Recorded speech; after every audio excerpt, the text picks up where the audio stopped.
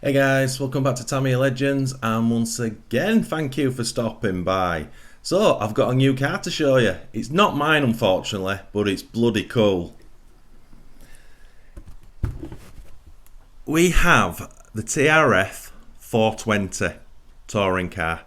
So, before we get into this, a massive thank you to Dennis and his brother Ken. You might have seen, I think Dennis now has given me about 4, maybe 5 different cars to show on the channel, which is just awesome. And Dennis is a couple of hours away from me, so when Ken visits, Dennis gives him the car, and then I go pick it up from Ken, make the video, I drop it back off. So there's a bit of work involved to get these videos done, but yeah, I really appreciate it, Dennis. So as I say, TRF 420. So, here we have the car. It's quite a good looking thing, isn't it? But obviously this video is about the chassis. So, a little bit of brief history. For the very first time I've seen the 420 in the flesh. It's gorgeous. It came out in December 2019 and was Tamiya's very best TRF race touring car. It has now been replaced with a TRF 420X, which came out this year. I believe it's just the X version, but it's definitely been. I've watched quite, or I've read on quite a few forums that the X, the improvements are really worthwhile. But again, I don't know anything about that. For me personally, it's TRF. It's gorgeous, and it's sort of a pinnacle of what Tamiya do, which makes me just love them no matter what they are. This is a brand new build. I believe it hasn't been run yet. I might be wrong, but I'm pretty certain the chassis is absolutely mint. So yeah, I'll bring a camera over and we'll have a quick look at the body shell, because I honestly don't know who made this. I'm looking at the stickers, see if there's any giveaways. He's got an Exotec and then a Tamiya. So yeah, I don't know what the shell is, and it's quite an odd one. It's an odd shell for a touring car.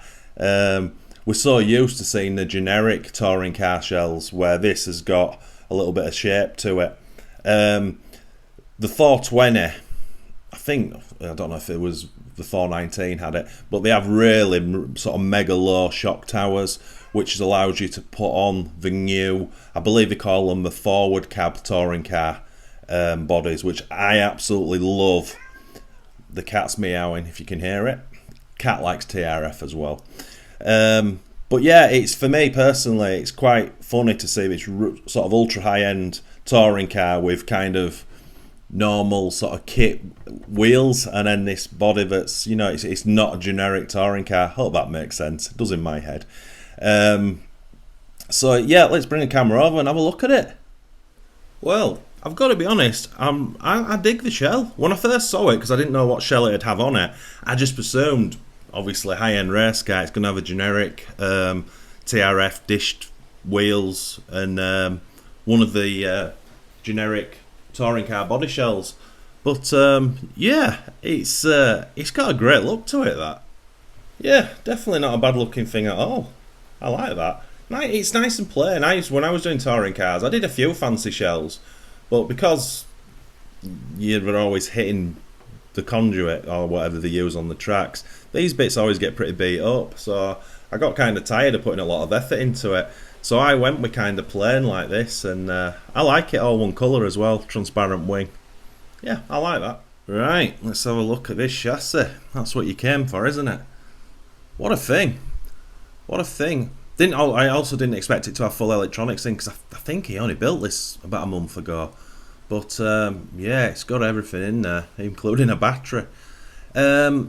So I think it's pretty standard, apart from, which we'll have a look at later, he's got a 3D battery holder on it, and I believe metal outdrive cups. I don't know if that's front or back, but I think that's the only upgrade he's put on it. Apart from that, it's completely standard. And as I say, it's even got a battery in there, 5200 2S. Nice looking thing, that battery. Yeah, just overall straight away, sort of first impressions, it's gorgeous. It really is. Right, let's whiz that battery out and take the wheels off. Right, let's have a better look at the chassis. So yeah, first of all, I like these wheels and tyres. Glued on, they've got some medium hard inserts in them. Interesting tread on them as well. I don't know what he's racing this on actually. And then the battery's kind of cool. Touring car battery, 2S, 5200. Yeah, that's a nice thing. So what is it, 130C? Yeah, that's nice. Very compact. Right, chassis wise, oh my, where do you start with this thing? So this is 3D printed. Don't know why he's got this one on. Maybe it's for different size of batteries. I don't know what the standard one comes with. I'm pretty sure it's similar to that. And then you've got your battery wheels with I think they're Corelli connectors, I think they call them, the gold things that plug into your battery.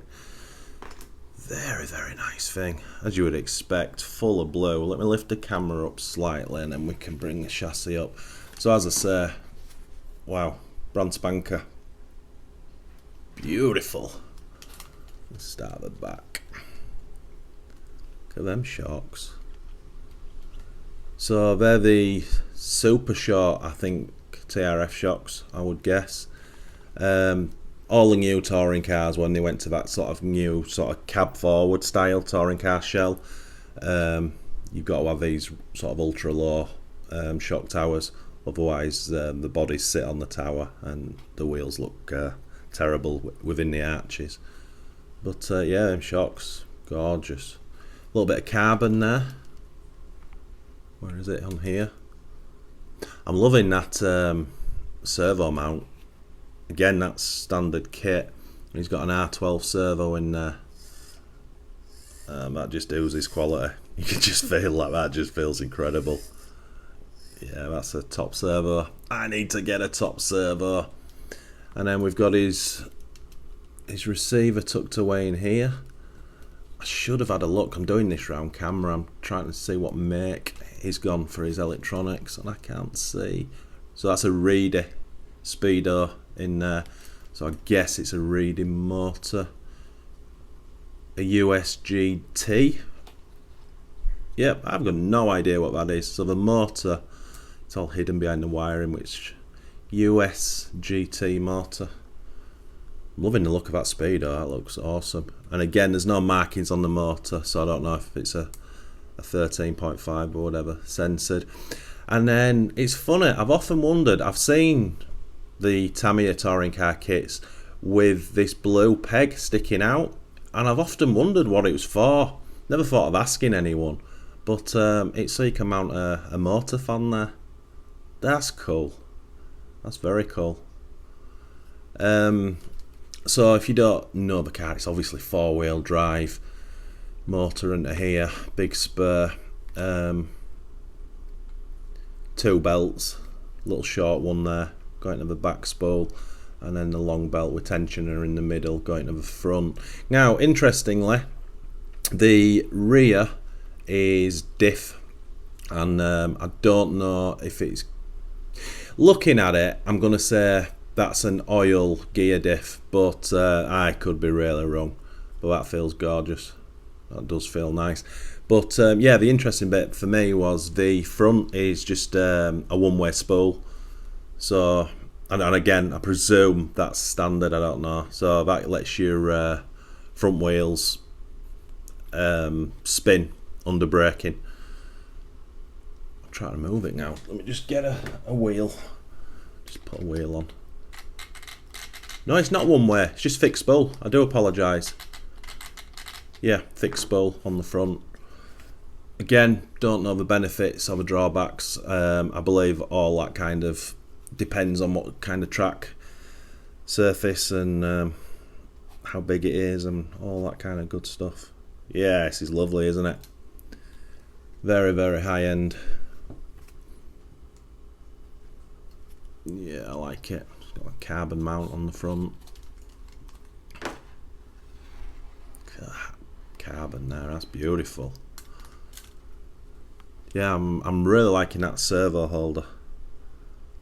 That looks great. Clamps the whole thing right down.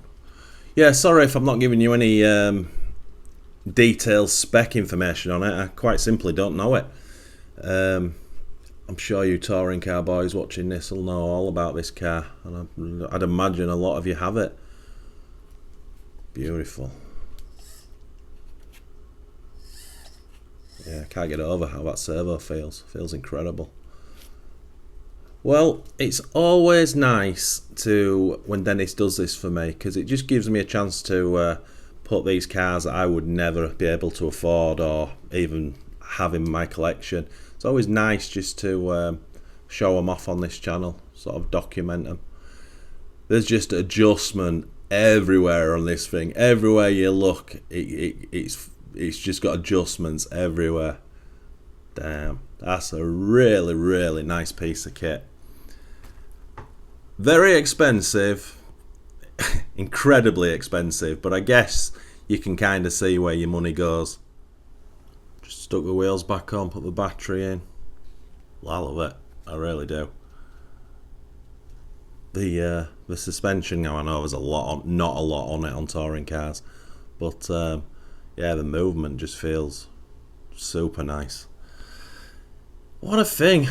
As you know, I really appreciate these chassis. I've just got a thing for high-end touring car chassis, not just TRF. I just think they're rather special. A lot of people just think they all look the same, but for me personally, that couldn't be further from the truth. I think each chassis's got its own character.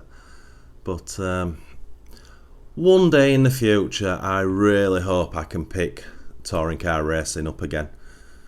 But there's nothing remotely close to me, unfortunately. But that's definitely what I want to do within this hobby. I want to race touring car again at some point.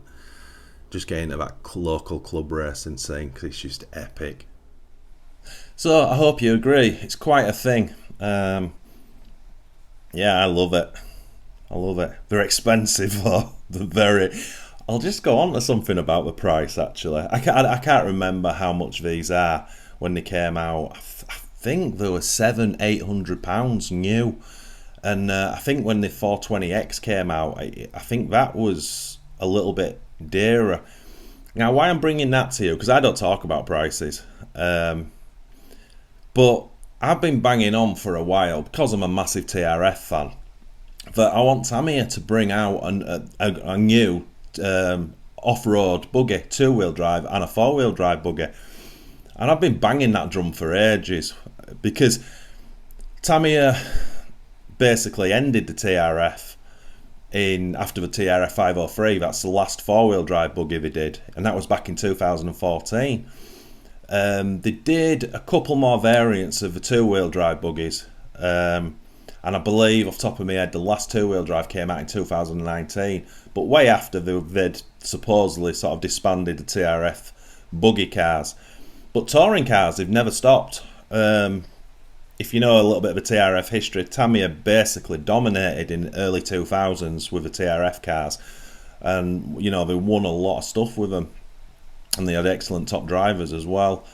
But yeah, I mean, obviously TRF itself isn't disbanded, because, as I said, they're knocking the touring cars out every couple of years or whatever it is.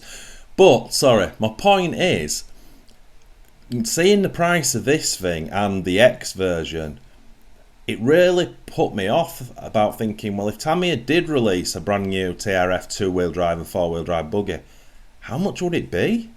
So just for argument's sake, they do the follow-on from a TRF 503, let's just call it the TRF 504. That kit could be £800-900. I'm priced out of that. I wouldn't spend that money on that kit. I hope I'm making sense in what I'm saying. Yeah, point being, I didn't expect them to be so expensive. So even if Tamiya did launch a new two-wheel drive or four-wheel drive car, I couldn't afford one, which is a bit of a shame really, because I was kind of thinking the £500 mark would be still bloody expensive, but a little bit more justifiable than £700-800. I don't know. Stick in the comments what you think. So anyway, I'll end this video here. Once again, a massive thank you to Dennis and Ken, and I'll get this car back to you as soon as I can, unless you want to let me have it. Not a problem, Dennis. I've got a spare place in the cabinet downstairs, and I can put it next to the TRF. What have I got? 415 MSXX Mark Reinhardt edition, and I've also got a 414 M2. This could sit in the middle of us quite nice, Dennis. So it's just an idea. I'll take it off your hands for nothing. Not a problem. I really appreciate your generosity there. Only joking. So my friends, thanks so much for watching, and as always, happy arseeing.